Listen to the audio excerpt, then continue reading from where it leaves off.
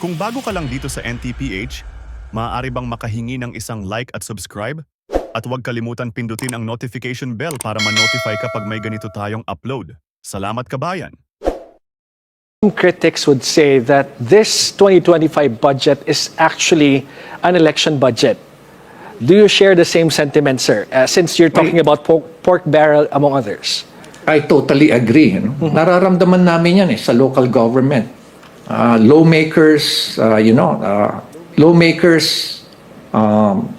indiscriminately giving out AKAP funds, IX funds, itong mga ayuda na gusto pa nilang palabasin na akala mo sarili nilang pera yung kanilang ibinibigay. Nakita namin yan We have been conferring with the other mayors, also mayors for good governance at yung aking mga fellow mayors sa ating League of Cities. At ganoon din ang aming mga similar observations na talagang halos unlimited ang pondo nila kung mamigay sila.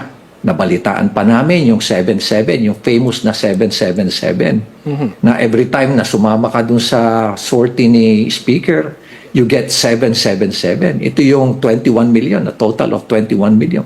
7 million na AIX, 7 million na AKAP, 7 million pa na tupad. O 21 million. Paano kung nakaapat ka na sortie na nasalihan? Tibig mo sabihin yun, 7 times 21. Yun yung mga allegations na binabanggit sa amin at in fact, reliable sources ang pinanggagalingan yan. Although these are allegations, reliable sources ang pinanggagalingan. Ang sabi naman po ng House leadership ay nakakarating naman daw po direkta sa mga constituents nila. What can you say about that? Ang nakakalungkot niyan is walang exchange of data with the local government. So, ang nangyayari niyan, pwedeng magkaroon ng redundancy. So, hindi equitable yung distribution.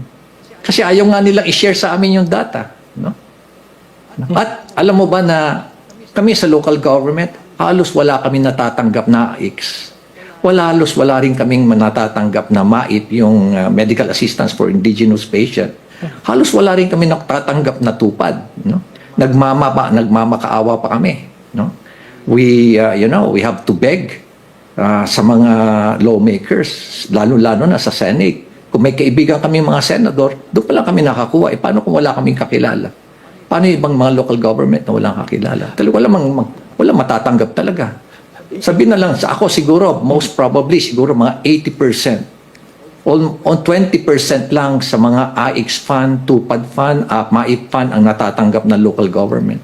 Ibig nyo The sabihin rest, ang humahawak yan are actually lawmakers. So that's what I want to discuss nga, sir. So ibig sabihin, hindi automatic that, let's say, Baguio City, wala siyang certain percentage of people who will benefit from these ayuda programs at hinihingi nyo pa sa mga lawmakers. Yes, kukuha kami sa lawmakers, tapos hindi kami ang gumagawa ng listahan. Hindi yung Office of the City Mayor ang gagawa ng listahan. Pagkakuha namin ng pondo, ibibigay namin yan sa aming City Social Welfare because they know better kung sino nangangailangan. Because they have the list.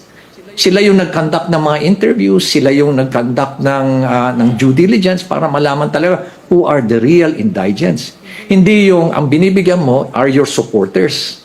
Tapos ang masama pa, pag binigyan mo yung supporters, hindi nila i-share sa amin yung listahan. So there is a huge possibility that once again, these same people will be receiving AIX or ayuda from the local government kasi hindi mo binibigay Nako. Hindi namin nalalaman kung sino yung mga pinagbibigyan nila. Bawal daw, sabi nila sa amin.